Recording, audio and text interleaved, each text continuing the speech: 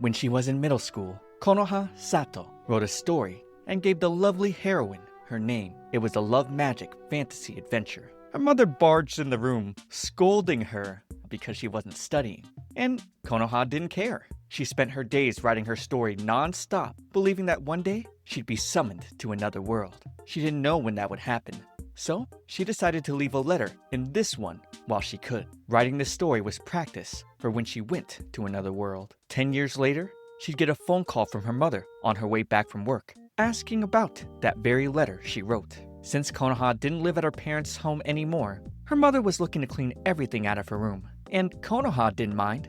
She had already taken everything she needed. But while remembering what that note was, Truck-kun claimed another victim. Recalling the story set in the magical kingdom, lived a heroine, a count's daughter named Konoha.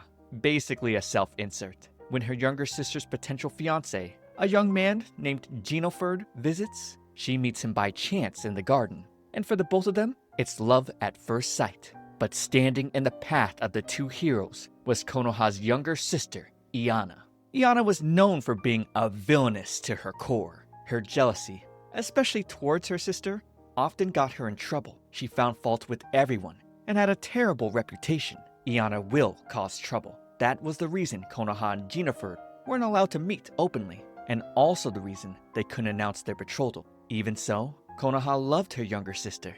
But Iana, being so spiteful, harassed Konoha in every way she could think of. Eventually, even her life became a target. One day, Iana received a book called The Dark History that caused whomever read it to collapse, and she cackled, knowing she would finally kill her big sister. However, the book would accidentally open onto her eyes, and as she squealed in anguish, thoughts and memories poured into her mind of the real world Konoha's letters and memories. The letter read, "Dear father, mother, I am no longer in this world. This is because I have a destiny to fulfill." The conclusion of the letter was her realizing she awakened as a saint. That would be the beginning of her tragic fate. Then, coming to, she'd be confronted by the knights. She remembered this scene. Iana would be under arrest for attempted murder of Konoha Magnolia. But Iana was the name of the villainess of the story she made up. Since she was Konoha Sato, she wondered why they were calling her Iana, the antagonist's name. She remembered being on the phone with her mother on the way home from work. Getting thrown in the slammer, she finally realized she's been reincarnated. This world was a product of her imagination that she created throughout middle and high school. In the prologue of The Dark History, Konoha, the heroine who had the same name as her, saved the world with many handsome men protecting her all the while. And now the person she reincarnated into was the heroine's enemy, the evil younger sister, Iana. Konoha rushed into the cell to embrace her. She was so worried having heard the police arrested her sister and held out her hand to bring her home. Real Konoha couldn't believe the Konoha she wrote was in front of her. She smelled nice and her voice was so pretty. She gushed over fictional Konoha's angelicness. Rushing over and pulling out his sword was Genoford Dandelion. Iana was shocked seeing the main hero was here. Gino told Konoha to stand back, asking why Iana hadn't been killed yet. But of course, with the way Konoha was written, she'd always defend her beloved little sister. Still, he'd point his blade at her, reminding Konoha of the night Iana snuck an assassin into her carriage at the ball, paid a servant to poison the drinks, spread baseless rumors throughout the manor that caused trouble, and tried to destroy her mind using the dark history. Also, she switched out Konoha's horse for a cow. Dang, real Konoha was kinda feeling proud for writing all that, but now wondered what she did in her past life to deserve this villainous reincarnation. After being forced to watch the lovey-dovey protagonists, she was sent to an area on the border that the Count's family owned, where she was to stay under confinement for 3 months. She was thankful that fictional Konoha was so merciful towards her. This was a good opportunity for her to get used to this world. However, she then remembered Iana was supposed to be killed in confinement by a man hired by the Count's family. Uh-oh, she was destined for death. When that man was a child, he was sold as a slave, and Konoha saved him. He's been in love with Konoha ever since, and hoped that he could protect her. Being escorted around the manor, she'd quickly find all the servants were scared of her until she was introduced to the dazzling 17-year-old Sol Nemophila, her personal attendant, and the man who would kill her. She wondered if anyone was stupid enough to live with someone they knew would kill them. But of course there wasn't. As he approached, she stepped back. She cried internally, not wanting to die. He was both aloof and cordial, offering to get her a warm drink. And with him gone, she plopped onto the table to breathe a sigh of relief, but then remembered she wasn't safe. If she wanted to survive, she had to remember all the world building for the story. This world didn't just have humans, but also angels, demons, ninjas, and samurai. That aside, she needed to figure out something or she'd be killed. And while contemplating what to do, Soul returned with a knife behind his back. She cut off his attack to tell him she wanted to write her sister a letter. She was so scared because his footsteps didn't make a sound. She giggled and made pleasantries as he served her tea, thinking about how she had to make choices carefully to avoid death. From now on, she'd live as Iana, the normal daughter of a count, and marry some bland nobleman, and live peacefully. But first, she needed to avoid Soul killing her. The first thing she needed to do was show that she approved of Jinaford and Konoha's marriage, then apologize for all her offensiveness and distance herself from the dark history. While she wrote vigorously, Soul contemplated what she was thinking. Later, at Count Magnolia's residence, Gino looked at the letter that read, "I offer my congratulations on your future wedding." He knew this would certainly make Konoha happy, but he tore it up and threw it in the fire, thinking the contents were insincere. He couldn't believe Iana would have a change of heart now.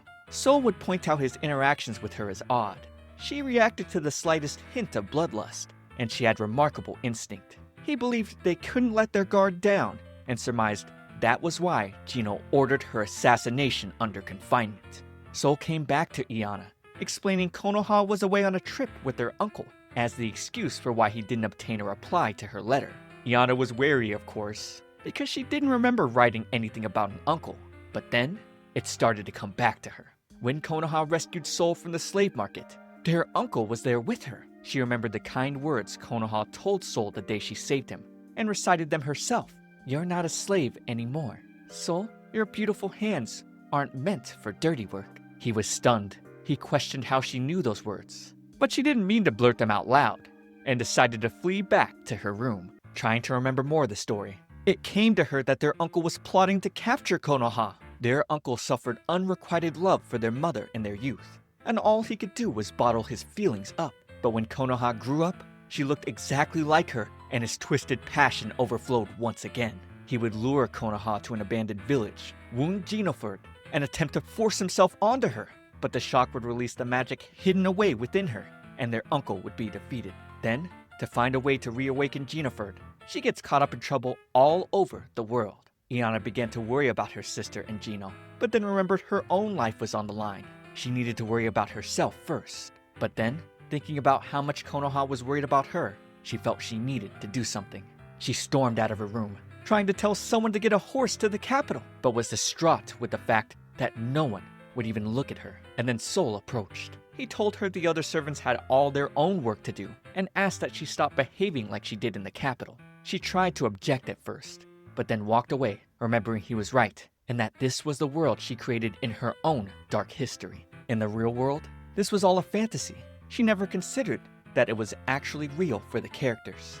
She was now bearing the responsibility for all her fantasies. She freaked out while riding on a horse. Even knowing in Iana's backstory, she should be proficient, but in her past life, she was terrified. Arriving at the church, Konoha was charmed by the historic site. Her uncle explained it had been a long time since his village was abandoned, and told Gino to leave his sword behind, since this place was sacred. Iana believed she'd make it in time.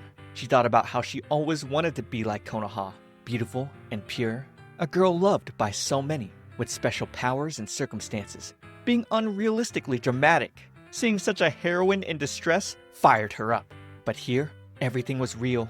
She didn't want the wounds in the story to become wounds in reality. The uncle lunged his blade towards Gino, telling him to die. And Iana burst in at the nick of time and whacked him away with a sack of rocks she picked up earlier. She was glad she made it. Gino would be a little caught off guard, hearing Iana telling him to look after Konoha. Soon after, the uncle tried to attack her instead, but Soul would come to the rescue. He'd say, "Should the daughter of a noble be confronting a ruffian? It's quite unseemly, Lady Iana." He was so dashing in her eyes. She pulled away, and we learned he'd been following her since she left the manor. She felt guilt knowing the characters committed crimes that she had written in this story. Perhaps a bit self-indulgent, but she wanted to feel the weight of this responsibility. Gina would approach her later, asking if she knew about her uncle's fixation with Konoha, and if that was why she was protecting her in secret. He believed she didn't want him to become Konoha's fiancé to agitate her uncle's feelings, and figured that was why she opposed their marriage. Real Konoha knew that wasn't it, and that his naive interpretation was so far off, but maybe that meant she successfully changed the dark history. She felt relief, knowing she no longer had to die. Sol then came by to thank her as well, coldly saying he wouldn't have been able to resist killing anyone who harmed Konoha. This event was bad in a new way. In the story, this incident caused Konoha's magic to awaken, and that allowed her to escape the disaster that had befall her later. But since Iana saved her, that hasn't happened. So, if something happened to Konoha and Sol suspected her, he'd definitely kill her. She had to protect Konoha from now on. 1 month after becoming Iana, she was still having a rough time adjusting. She gushed over the beautiful view of Barbara Forest, but suddenly felt like she'd forgotten something really important. Arriving at the location, Konoha brightly greeted her. They were going to see the flowers today.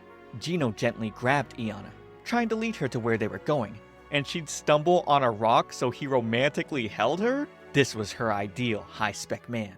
Sol entered scene, telling her not to cause trouble for Jennifer, and that he'd show her the way from here, offering his own hand. His icy gaze was so cold.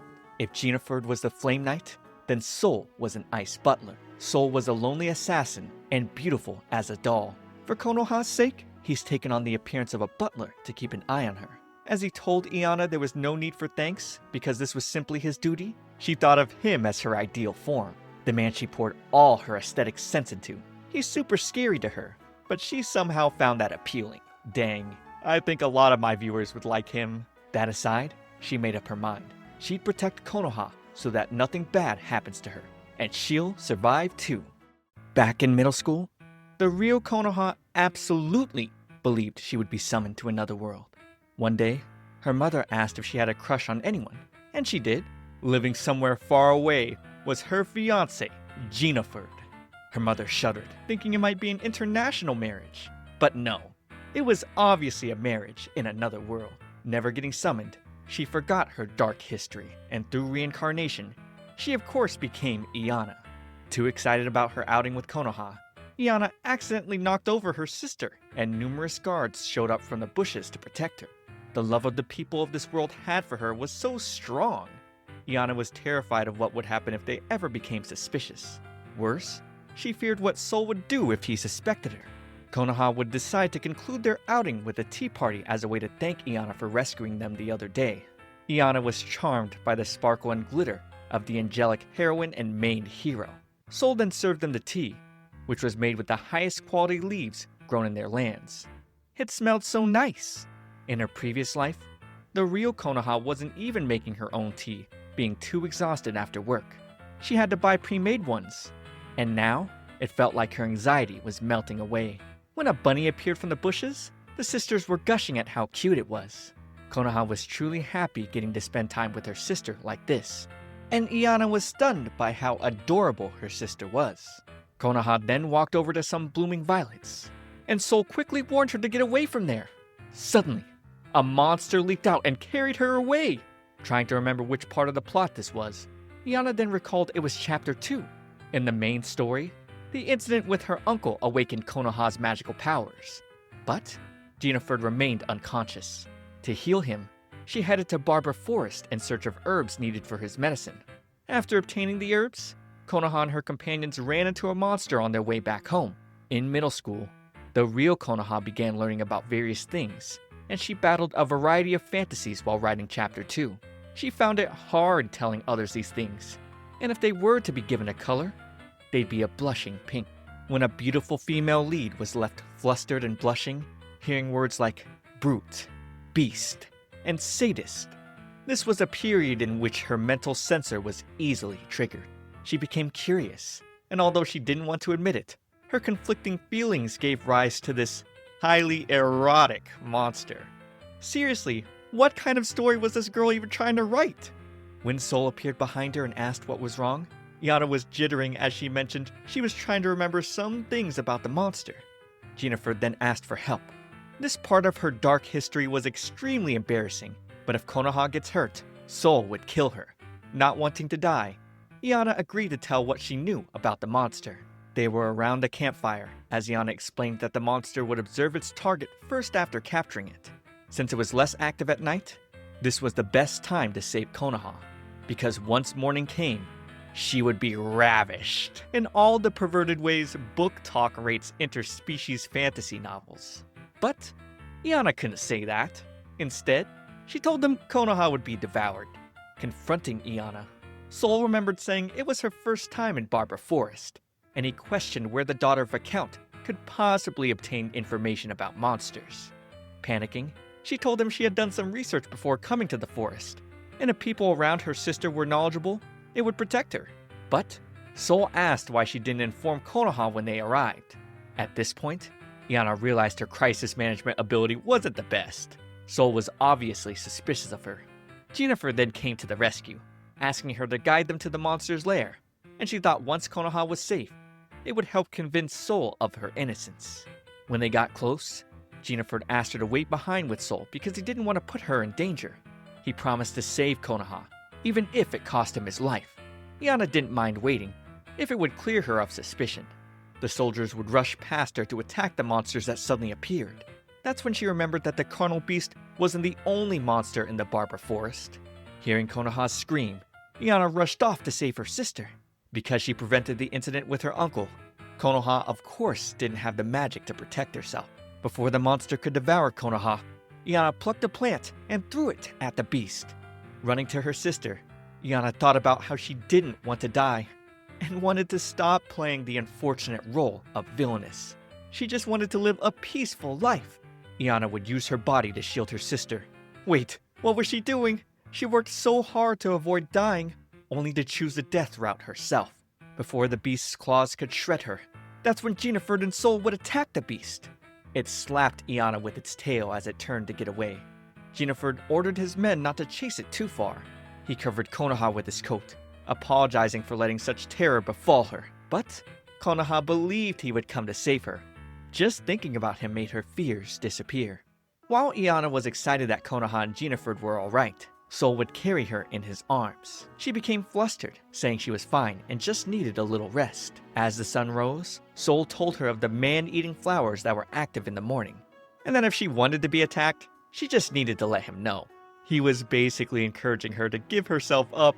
As the tea party came to an end, Iana was convinced that even if the story changed for Konoha, the events she wrote in The Dark History were absolute. But since she was still here, even though she was meant to have died, she had no idea what would happen in the future. At Count Magnolia's residence, Jennifer rescinded the order to assassinate Iana. He felt he had misjudged her and asked Sol if he thought differently. But Sol couldn't give a clear answer, replying only that if Jennifer gave him an order, he would follow it. 2 months later, Iana received a letter from her mother. Sol suspected it was permission to return to the capital, since her 3 months of confinement were nearly over. However, it was actually an invitation to a ball, which marked the start of Chapter 3. Iana and Konoha appeared ever so beautifully at the venue, and she was gushing at how adorable her sister looked. Suddenly, she asked Konoha not to dance with anyone, but Konoha had been looking forward to it, and Iana couldn't give a clear reason as to why she shouldn't.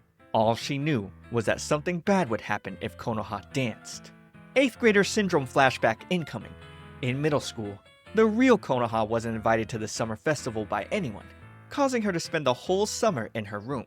She didn't need any fun memories in this life, and fantasized about her overwhelming beauty at the ball that would cause the king to declare her a saint. Then, she would set out with companions to defeat the Demon King. It was her destiny!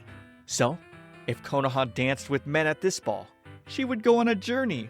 But if she went on this journey without her magical powers, she wouldn't be able to protect herself. And of course, if Konoha gets hurt, Sol would kill her. She had to stop Konoha from dancing with the princes no matter what. She spotted someone talking to Jennifer and Konoha and felt she had seen him before. Iana freaked out, realizing it was the citizen from the notebooks in her past life, a handsome, fresh-faced knight captain. As he asked Konoha to dance, Iana immediately stepped in and whisked him off to the dance floor in a comical spinning fashion. She then spotted the second person trying to dance with Konoha. He was the third prince of a neighboring country, the Lily Kingdom. and a playboy. Without a moment's delay, she scooped him away too. The last character she had created for this story was the Prince of this land. In this world, the heroine was special. There were so many roles only Konoha could fulfill. Seeing the Rose Kingdom's tiny prince ask Konoha to dance, Yana would spill wine all over the floor, making a scene. With this, she had blocked all three of them, evading the death flag this time. Running off to get something to eat, she didn't expect Sol to ask her to dance. He looked so handsome to her, but she was confused, fearing he had seen her getting in everyone's way. As they graced the dance floor, she wondered why she was dancing with the man who was trying to kill her. She accidentally stepped on his foot. Then he began to guide her slowly. Their dance sparkled, and she got a warm feeling, like she was in a field of roses. She could hardly relax. Sol then asked who she really was. Given how she had done everything to get in Konoha's way earlier, he wanted to know if she was trying to make her sister miserable, or if her actions were for the sake of Konoha's smile. He couldn't understand who she was. But Yana just stared into his eyes, speechless. As the ball came to an end, she realized her change in attitude led to Sol's confusion. Jennifer came to her, asking if something was wrong, but she ran off, saying she was going to rest. Arriving in the guest room, she flopped onto the couch. Unbeknownst to her, the building was now on fire, and a sudden explosion occurred.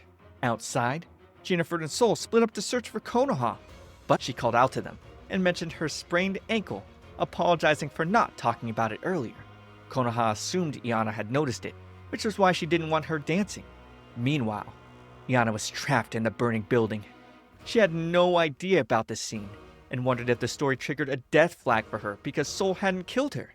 With no other option, she charged through the flames, hoping Konoha and the others managed to escape safely. She believed everything was alright. After all, she had survived everything so far. The story she wrote was a tale where the main character overcomes difficulties and finds happiness. Now that she'd reincarnated and could spend time with Konoha, she wanted to make her sister even happier. Seeing Konoha smile in those moments made the real Konoha happy that she'd become Iana. Sadly, the ceiling crumbled and her leg got stuck in the rubble. Was this the end for her? She rewrote Chapter 3 to prevent Konoha from going on a journey to save the world. So, she believed everything was alright, and her role was done. That's when Sol came running to save her. In this moment, he told her he would be upset if she died without him knowing who she truly was. Carrying her, he broke through the window and landed in a pool. Konoha then ran to her sister, giving her a warm hug. She didn't want to know what would have happened if Sol hadn't come to her rescue. Iana would then thank Sol for saving her. He still didn't understand her, but would continue to stay by her side to see who she truly was. It wasn't about to get any less dangerous for her. But she couldn't tell if her heart was racing because of danger or because of Sol. However, she'd see for herself what lay beyond the dark history. Iana was being treated to cake. Jennifer would then ask Sol to serve her some of the new herbal tea. She was having the best piece, and these cakes were delicious. Konoha told her she had a bit of cream by the side of her mouth, making Iana feel a bit embarrassed. She helped her sister wipe it, and her warm demeanor filled Iana's heart with so much love. That was the ideal heroine for ya. Konoha was so kind and adorable.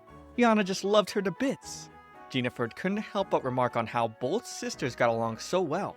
Iana saw him as so cool and just way too handsome. As the main hero, he was the embodiment of all of Iana's preferences.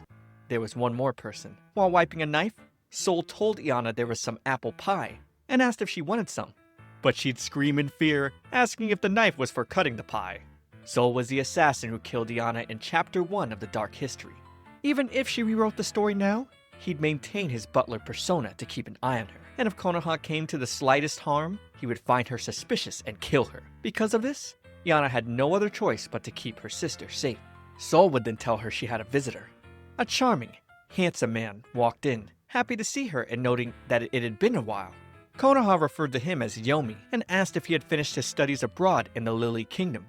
On the other hand, Iana had no idea who this was. According to Konoha, their fathers were good friends, so they'd been friends since childhood. Jennifer shook Yomi, recalling they had met at a party before. Iana figured Yomi must have come to see Konoha, but he decided to say hi to her. Yomi would then approach her, letting her know he was back, and she welcomed him. Hearing the girl he loved welcome him back really made him the happiest. Iana was flush, especially since everyone had hated her since her reincarnation, so it made her a little happy to hear the words, "the girl I love." Then it clicked in her head that there was someone in the story who was in love with the villainess. A character who loved someone other than the heroine wasn't her usual style. She'd remember it. In her mind, the heroine reigned supreme, so all the handsome men eventually flocked to her. But at some point, she noticed a change in herself. Her friends gave her a manga where the heroine, a commoner, was suddenly summoned to the castle as a princess, and 12 suitors all competed to be her prince. All the princes were so hot, but some were still awful. The demon prince was there to kill the princess, and all he did was get in the way.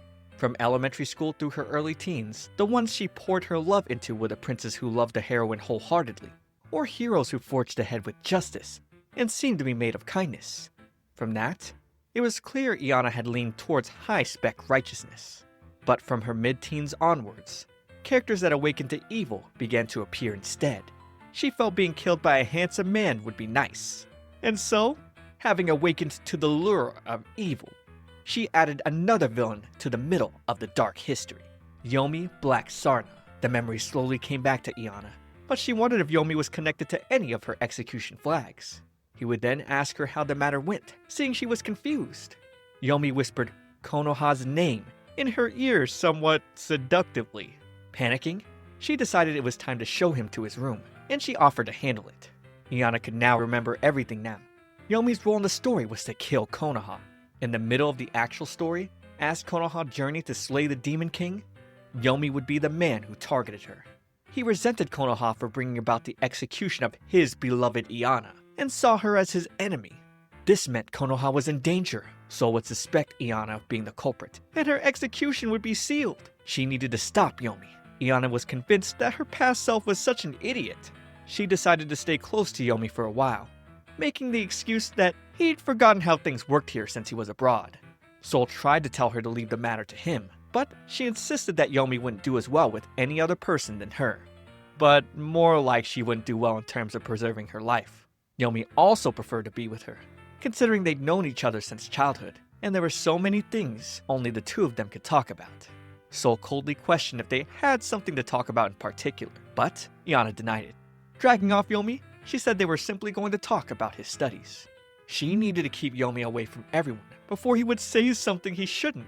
Iana let him know that she had put her hatred for Konoha behind her, but asked him not to mention it to the others. Right now, she absolutely loved her sister. Meeting such an angel gave meaning to her reincarnation. Yomi thought she had to be joking, especially since he sent her the dark history to kill Konoha. The Iana he knew made such a cute face when she thought about killing her sister, and he had to gush over it. She was like a queen from the land of the dead, ascending into the heavens. He rambled on about how she was like an elegant, poisonous blossom, but she told him to wrap it up. However, he was only just scratching the surface.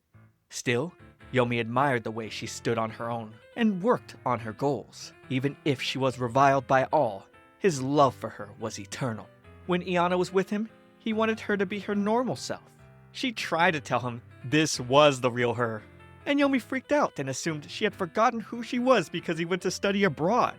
He believed Konoha had brainwashed her, and at this point, his imagination might even surpass her own. A week passed, and he still didn't get it. Yomi just wouldn't believe her at all. His character sheet said he was obsessed with Iana and had an unhealthy fixation on her, but it was much more difficult for her to deal with it in person. Konoha met her, asking if something was wrong.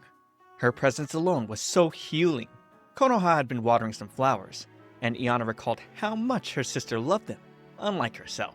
She told Iana to let her know if something was wrong, because as her big sister, she'd do anything to make her smile. They would decide to have tea together. Iana thought Konoha was really her ideal. She had so much to learn from Konoha's beautiful heart. Unknown to them, Yomi was watching from a distance, and he now believed Iana was being used. Later on, Iana went around looking for Yomi, but there was no sign of him. Sol would see her searching and ask if she was truly that concerned about him. He didn't believe Yomi would get lost in the manor if he were a childhood friend. She explained it wasn't a matter of getting lost, but she didn't know what kind of trouble Yomi would cause if left alone. Even though she knew everything about Yomi, she hated remembering things about her book. but she'd hate dying even more. Sol felt he understood a bit about how she felt. Caressing her hair, he worried, questioning if she was worried about being worthy to stand beside the pure, innocent Konoha. As the church bells rang, he took his leave. Yana freaked out because she thought that was going to be a death flag. Yomi finally showed up, asking if Sol had done anything to her. But more importantly, she asked him not to do anything reckless. He assured he would handle things discreetly, revealing the daggers in his coat. Seeing the blades scared her, and she chased after him, trying to explain that he had it all wrong. Yomi acted normally during dinner, but Yana had a bad feeling something was going to happen. So she desperately tried to remember the second half of the story. While on her journey, Konoha was woken by a cold night wind. The first thing she saw was a sky full of stars.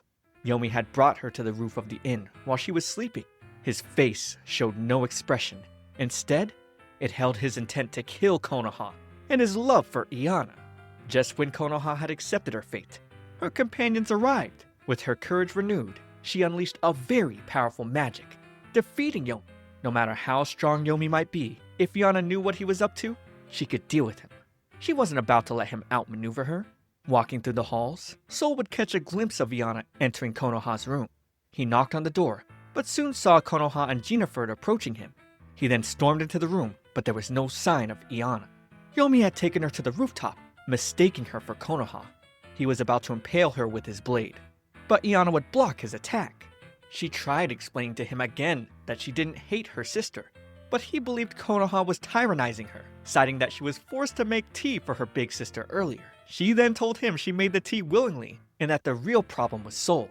Konoha was really kind to her, and for a second, it seemed like Yomi finally understood what she was saying. But then he claimed Konoha was feigning kindness by giving her a problematic butler. His interpretation was all wrong. While they were arguing, Sol came to the rooftop, trying to figure out what they were talking about.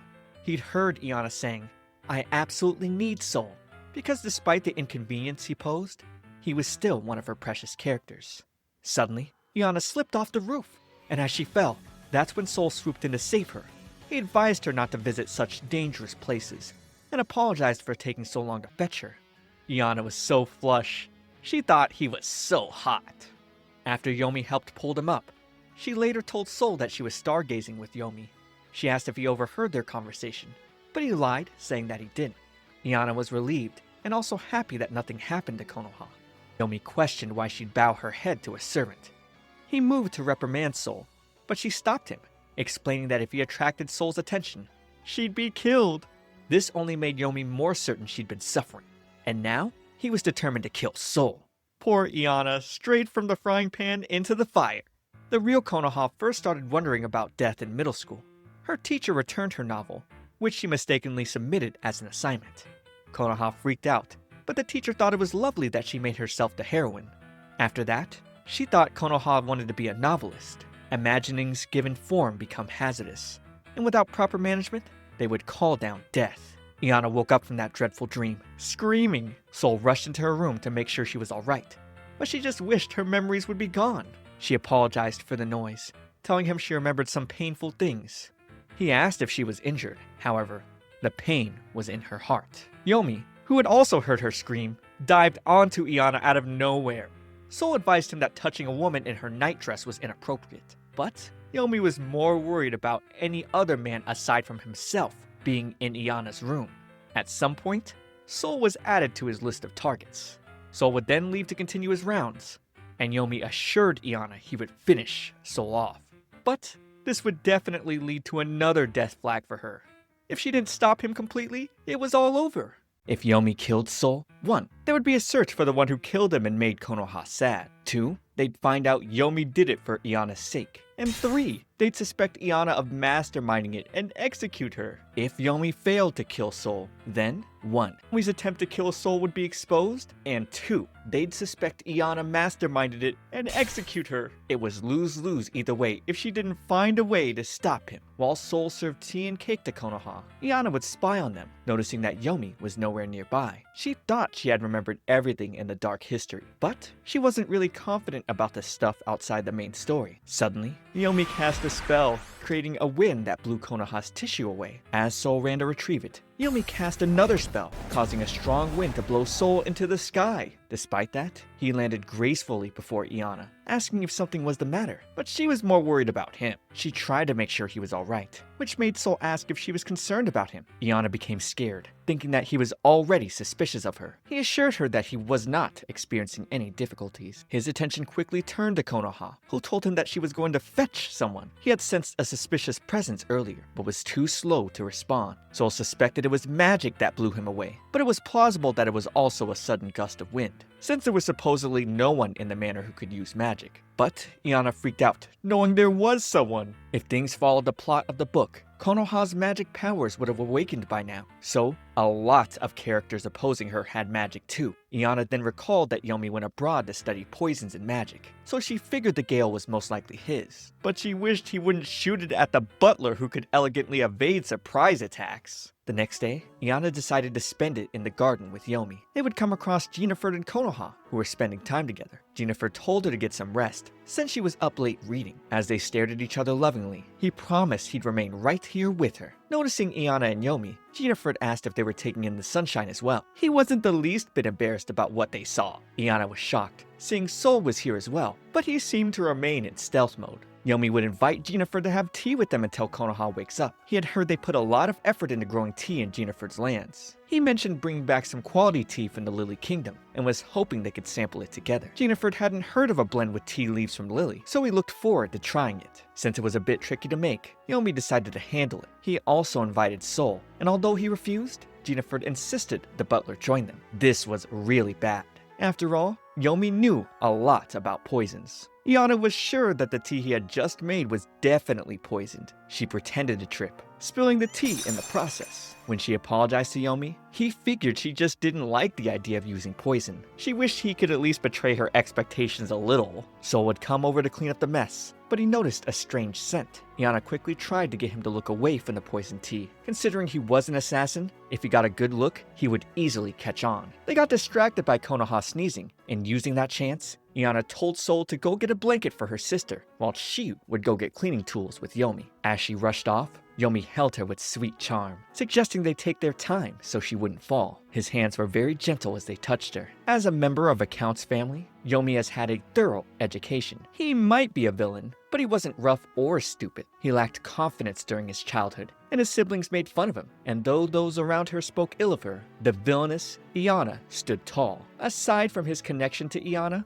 Yomi was such a great guy. He had great social status, great looks, and a great personality. Iana wondered why he fell in love with someone like her. Then, realizing it was because she wrote it that way, it was criminal. The heroine was being targeted by her handsome childhood friend. Then, she suffered because she had to defeat said friend. And then, her heart was healed by the handsome men surrounding her. In order to fulfill those plot points to her satisfaction, Yomi's only fate was to die. Thinking about it now, Iana thought of her previous self as utter scum for thinking up such a horrific plot. Though at the time, she was unhappy about a lot of things. Back then, she desperately wanted to be treated like a heroine. Now, Iana felt like she didn't have the right to be exasperated with Yomi. As she tried to talk him out of his evil plans, he would embrace her warmly and assume she was trembling because she was afraid of Sol. He let her know that the magic he set up would be activated now. While her brain was still trying to process what she had heard, an explosion went off in the distance. Iana then rushed off to the scene. Yomi's magic was likely not very strong. At best, it was average. It wouldn't pose a threat to Konoha if her magic was awakened, but right now,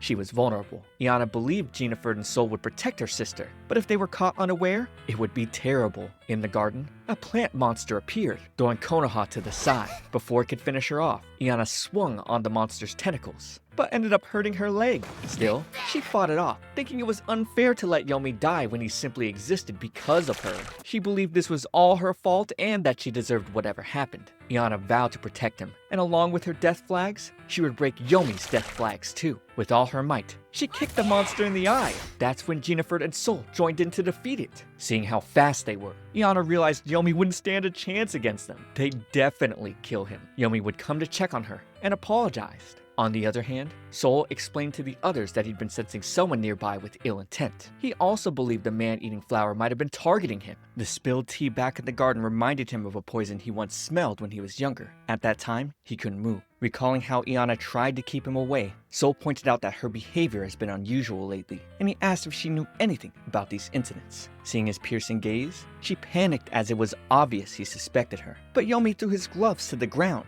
confessing to his crimes. He wouldn't tolerate an ounce of suspicion against Iana. He asked Sol to pick up the glove and officially challenged him to a duel. Iana hoped Sol wouldn't accept the duel. He was a cool-headed assassin and could settle it through assassination attempts. She didn't remember writing him to be a hot-headed man. However, Sol picked up the glove, accepting the challenge. Iana kind of understood why he accepted. Since the man-eating flower put Konoha in danger, he must really be angry, even though it didn't show on his face. Whatever the case, this was a story she wrote, so it was impossible for a villain to win against a heroic character. Before she could stop it, Konoha begged them not to do this. She believed it had to be a misunderstanding, urging that they talk it through and not hurt each other. She stood between them. Then, Iana realized that the heroine's power was impossible to refute. Konoha's voice was the voice of authority. Iana cheered her sister on with all her might. However, Yomi didn't see any point in talking things out now, and if Konoha were to interfere, he threatened to throw his second glove at her face. Sol was now enraged, slashing to get Konoha out of Yomi's grasp,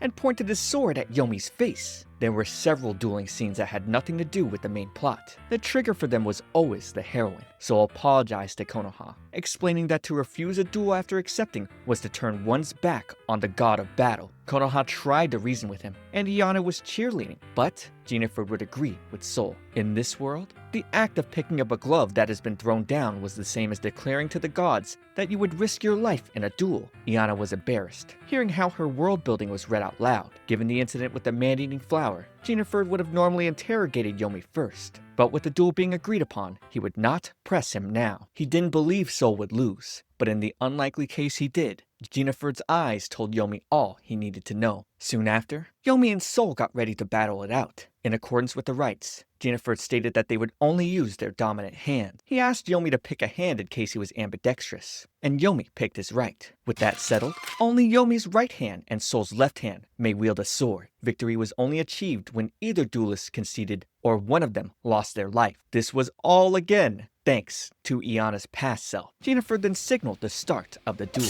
In a flash, the two duelists went at it with all their might. Iana thought Sol was going to kill Yomi. She tried to intervene, but Jennifer stopped her, letting her know that until they knew the true motives behind these plots, she was not to make a move. In middle school, when things just wouldn't go right for her, it made the real Konoha want magic. At times, she believed that she really did have magic, so she used to bug those calling themselves gods with all kinds of strange requests. While her friends wished for good results in love, she would wish for fire, water, wind, earth, and healing magic. She tried putting an unnatural amount of strength into her hands to shoot a fireball, but her hands only got strangely warm. The real Konoha also tried amulets and phone straps that gave off the right vibe, but they had no effect. Iana knew she couldn't use magic, but Yomi was about to get sliced up in front of her. Her own powerlessness was making those same feelings well up inside of her. She wished she had some special power. It was shocking that the duel wasn't over yet. Iana felt bad about this, but in terms of skill, Sol was overwhelmingly better. She wondered if he was holding back, but that was impossible as long as Konoha was involved.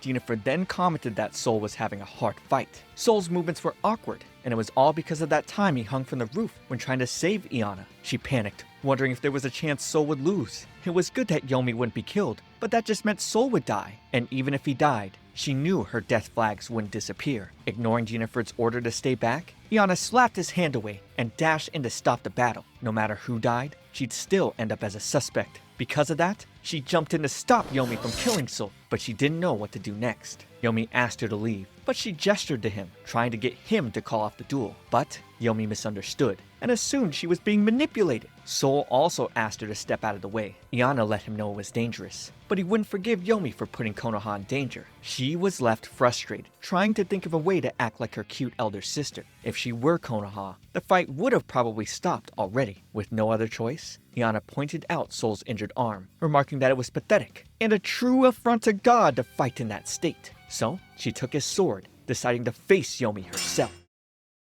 Yomi was confused by Iana's challenge, considering he was doing all this for her, but she insisted she wouldn't budge from her spot, even if he were to cut her down. Really though, the sword was just too heavy that she couldn't move. There was no certainty Yomi wouldn't attack her, so it was all or nothing. Iana urged him to come at her, while hoping on the inside that he actually wouldn't do it. But Yomi would throw down his sword, unable to attack her, and she felt guilty for trampling all over his efforts. Since there was no point in the duel anymore, Jennifer asked Yomi to explain the events to them. Sol didn't mind his own injuries, but was more concerned about Konoha. Even though she didn't mind, he asked her to value herself more because she was too kind to others. Suddenly, Iana grabbed Yomi by the head and slammed it to the ground while she bowed, apologizing for all that had happened. She explained that this was all a misunderstanding, that Yomi was doing this for her after hearing rumors of Konoha tyrannizing her. She doubted this explanation would work, but all she could do was apologize. With a frightening stare, Jennifer asked if she was done.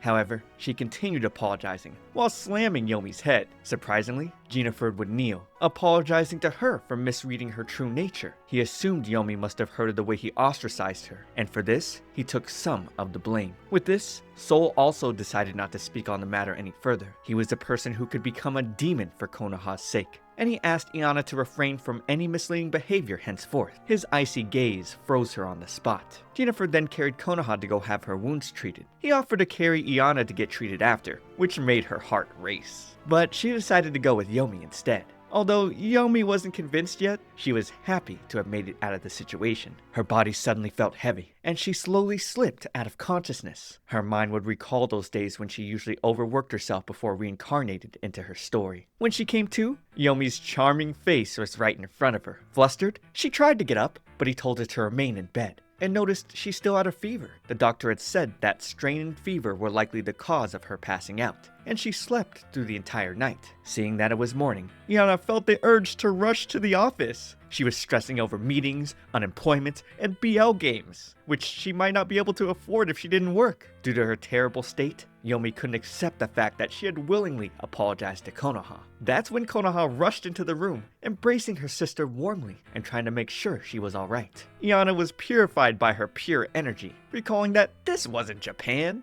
Iana assumed she was probably acting like a corporate slave because she still had memories of her past life. Yomi asked Konoha to control herself, questioning why she was interrogating Iana, who hadn't fully recovered. He tossed her out of the room, refusing to let any more visitors inside. Iana feared Yomi would cause more trouble since he hadn't been fully convinced yet. He now assumed Konoha was secretly forcing Iana to work and give her money to buy a BL game thing. But he was totally wrong. Yomi's assumptions were only making things worse, and she definitely didn't want any help he was offering. Iana couldn't believe she spoke of something so exalted even while being half asleep. In her past life, she had a taste for both Ultimate BL and GL, so they served as fuel for her imagination. However, it seems she never grew out of her obsession. Yomi decided to go confront Konoha, threatening to kill her if she was exploiting Iana. But she stopped him immediately. She knew he would never fall in love with Konoha and wouldn't stop trying to kill her. This is why she needed to convince him here and now, but she had no idea what to do. No matter how many times she told him he was wrong, Yomi didn't believe her, and he never listened. Giving him a scary glare, Yomi was flush. Then, she recalled the one time he actually backed down, which made her certain that he couldn't defy an assertive Iana. If Iana wanted Yomi to obey, the only way was to unleash her villainous persona. Talking down to him, she told him that she was enjoying a little game of playing the role of an agreeable little sister in order to gain everyone's trust. And when they'd trust her, she would send them to hell. She mocked Yomi for not getting the hint, making it clear that there was nothing he could do for her. Iana would ask him to be a good little boy and feign obedience like she was. Unable to resist her, he responded like a good dog. A few minutes later, Yomi expressed how glad he was to hear what Iana was thinking, and promised to never run off and do things on his own anymore. He then decided to go apologize to Konoha for kicking her out, and make some chit-chat about random topics, completely taking the whole thing overboard. Iana thought things would be fine now, but she was still slightly worried. Feeling exhausted, she decided to take a nap. Waking up this time, she was met by Jennifer's shining aura. Her brain totally shut down. He was definitely the spinning image of a hero. She assured him that she was feeling much better than the previous night, and asked if he wouldn't rather be with Konoha, but he answered that he wanted to be alone with her instead. Around this time last year, he had some business with Iana, so he was going to her room, but the wind was strong that day. He had to turn down an offer to be considered for marriage, and wanted to apologize to her. However, Iana completely ignored him, turning him away at the door, and he was thrown out over and over. With no other recourse, he stood below the window, calling out to her, but to the very last, she refused to come out. So he reluctantly gave up and left. And as soon as he did, Iana appeared at a party and began bullying Konoha. Jinifred believed she did all this to shield them from her uncle. Although he had apologized before, he still wanted to tell her something privately. He embraced her with his forehead touching hers and thanked her. Iana was left speechless. Then she remembered this was a piece of lore from her book. In this world, a sick person's temperature was taken by touching foreheads together. In the Rose Kingdom, it was called foreheading. Back then, she loved the name she came up with and wanted to see lovey-dovey nursing events. So she used to make the heroine in the games she played catch a cold on purpose. But Iana could barely handle the real thing now. She was flushed with too much blood rushing to her face. Jinifred worried about her and decided to stay with her, offering to read her a book till she calmed down. But this only made her feel more embarrassed. In her past life, she got teased for not having a boyfriend. She'd argued that she had a fiancé in another world. She put a lot of her fantasies into Jinifred. Even her mother could feel the ominous aura emanating from her room. When the real Konoha stepped out to get some pudding, her mother would reach for her book, shocked to see Jinifred again. Real Konoha always fantasized different scenarios with him. Jinifred was always her ideal. She absorbed all the knowledge she could and slowly perfected his form. The first generation was just a hot-headed guy with a bandana. The second was a kind champion of justice who always had the same pose. And eventually, his final form, the perfect Jinifred, was born. The way he read the book to her so stiffly with different voices made her laugh. Here's my demonstration so you understand. Book reading long ago. There was a very fat little piggy. "Stop it! I don't want to be eaten!" said the little piggy. He was so funny. He was exactly the person Iana thought he'd be. This reaffirmed her own preferences. After he left, Sol came in next, bringing her medicine. The way he asked if she liked the bitterness of medicine made her think this was an assassination attempt. Scared for her life, she tried running away, but he stopped, asking Iana to return to bed immediately. Sol wanted to check her temperature, but she feared this might be another death flag. So, she dodged all his attempts at foreheading. She claimed she was alright, but Sol decided he would never let her around duels again. He knew she was a risk taker, but didn't take her to be so foolhardy. He then held her hand, which was hurting. When she collapsed, it was also hot in the same spot he touched. It was obvious to him that Iana didn't usually hold swords, but if she hadn't stepped in, he would have been killed. She wanted to take responsibility for his left arm that got injured when he saved her from falling off the roof. But he didn't see any reason for that. Sol only saw himself as a servant, whose duty was to protect his master. He pressed her against the bed, telling her if she were to never wake again, he would have spent his whole life in regret. The moment ended quickly when Sol heard voices at the door. Meanwhile, Iana assumed Sol was saying that he wanted to kill her with his own two hands. As she went to get the door for her sister, Sol would pull her back, whispering his thanks into her ear and leaving her stunned. When the others entered, he let them know Iana's fever had subsided, but teased she was still a bit warm. These were all the characters she had created, so she didn't understand why she had to be on guard all the time. She should have been able to read Yomi, Jinifred, and Sol, but her heart wasn't prepared at all. They set it racing without trying, and pushed right past the side of them that she knew. The following day, Iana realized she couldn't let the death flags get her. For that reason, forgetting the story's world building was inexcusable. However, this incident had taught her something. Seeing a nursing event through the heroine's point of view protected her heart. When she thought about Jinifred tending to Konoha, she got heart pangs, just like she should. The heroine was basically her self-insert, and she didn't want to see her real self from an objective point of view. She tried to keep a tight rein on her heart. Jinifred would enter the room, mocking the way her hair looked. Sol then informed them that Konoha was asking for them, and seeing Sol, Iana tried to remain calm. When he wanted to approach her, Yomi came running to her, but she quickly commanded him to stay. He asked if he could stay longer because for some reason, an avalanche had blocked the road, making him unable to return home. This would mean she'd have to play the villainess a lot more for him, regardless of what she actually wanted. She was definitely bound to collapse again. From you not liking the video and subscribing to my channel, because here at my Shoujo Weekly, I've got tons of villainous stories from you to choose from.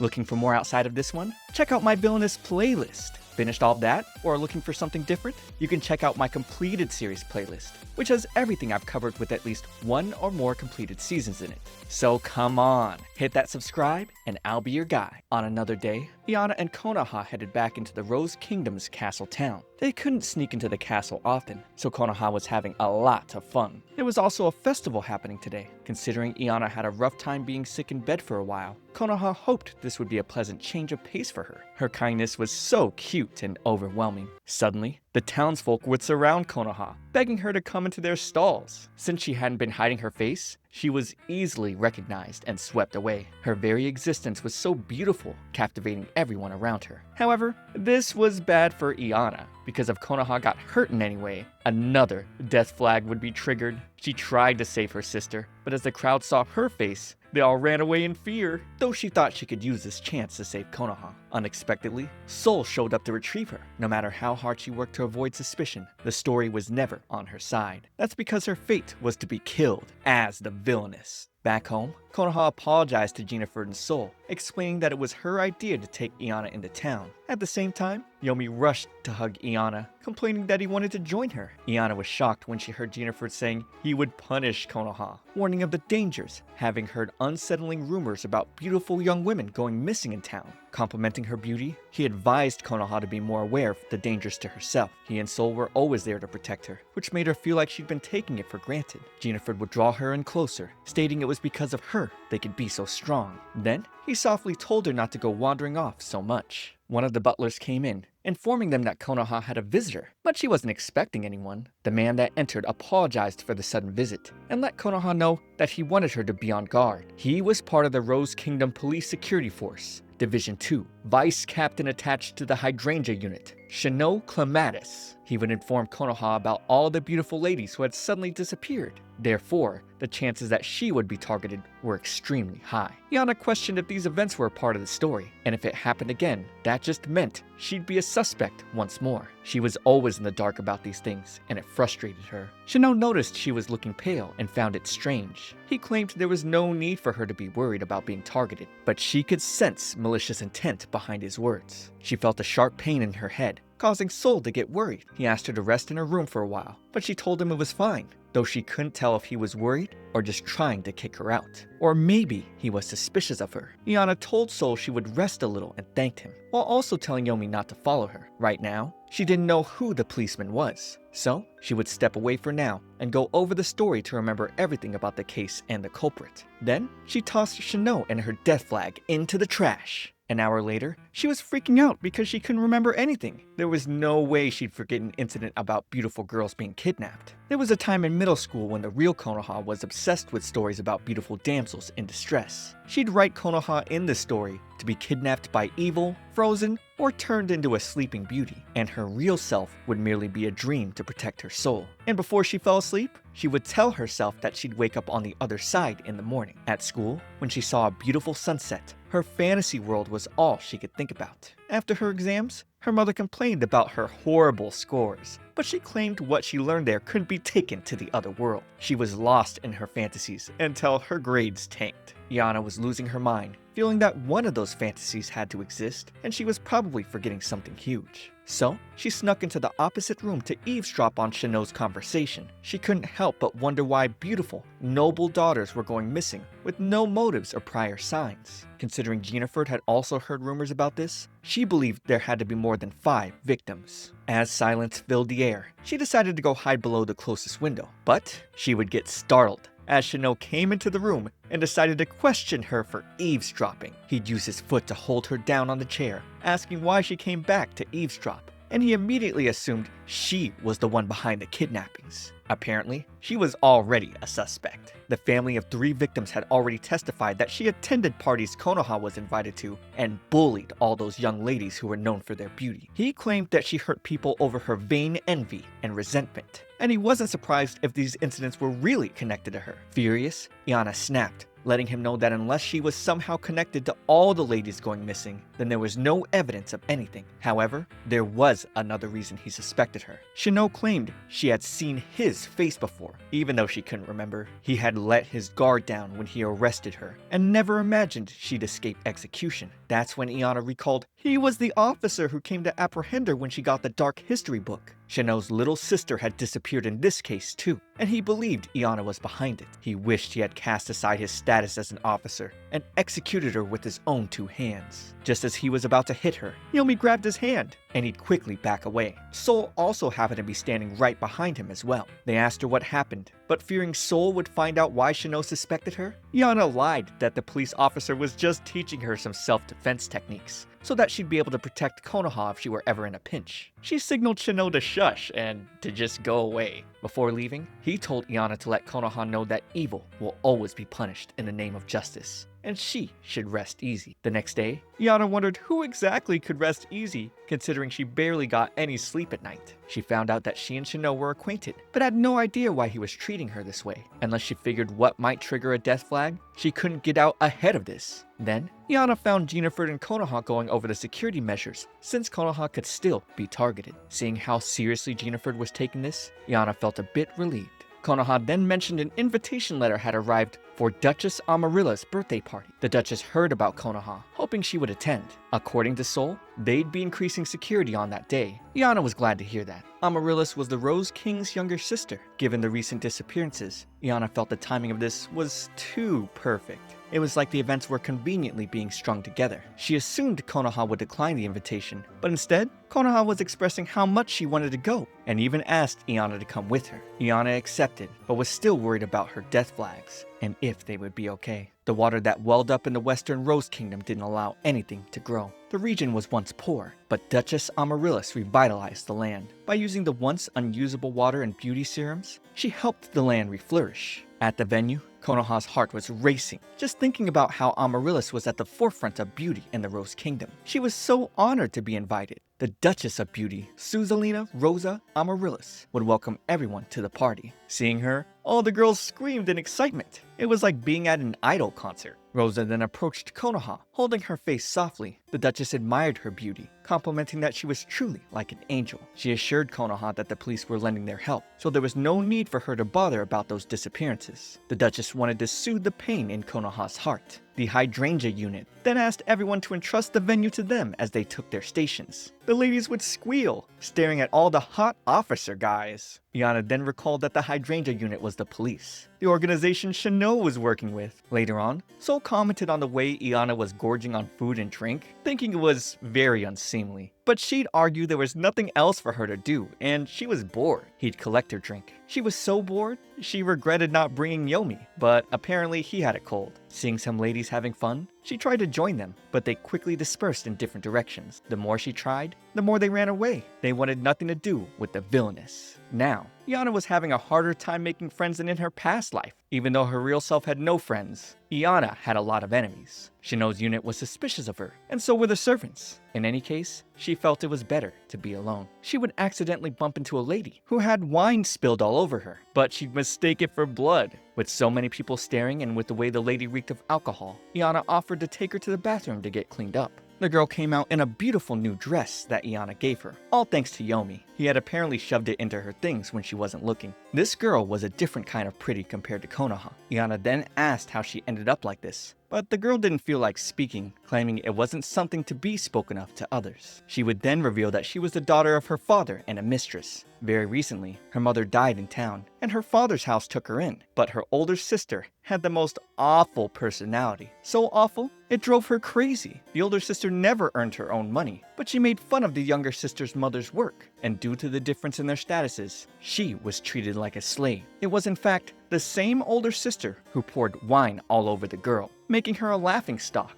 The girl then introduced herself as Manoa Camellia, and since Manoa didn't grow up in nobility, she didn't know Iana's face. Soul and Jennifer then came to check on Iana, mistaking Manoa for her friend. If you opened the dark history, you could see the darkness real Konoha had in her heart for female characters. It was a fact that story Konoha was surrounded entirely by men, whether it was unconscious or they were just in the way. The women, if there were any, either had no backstory or were treated like crap. Instead, those roles were usually given to cute, girly boys. As the story progressed, she needed to bring in female characters. And due to the influence of a lady in her neighborhood, they were all basically lesbians. Yes, I am quoting the anime 100% there. Iana deeply regretted these writings. Alright, we are at the season's half point. 6 more episodes until it ends, and 6 more videos of me milking it for content. What do I think? Well, even though the premise is fun, I wouldn't say it's interesting. I feel like nothing really matters about this show, and it is gonna be a series we kind of all forget by the end. Not that that's bad, but I just get this sort of feeling as if I'm continuing episodes and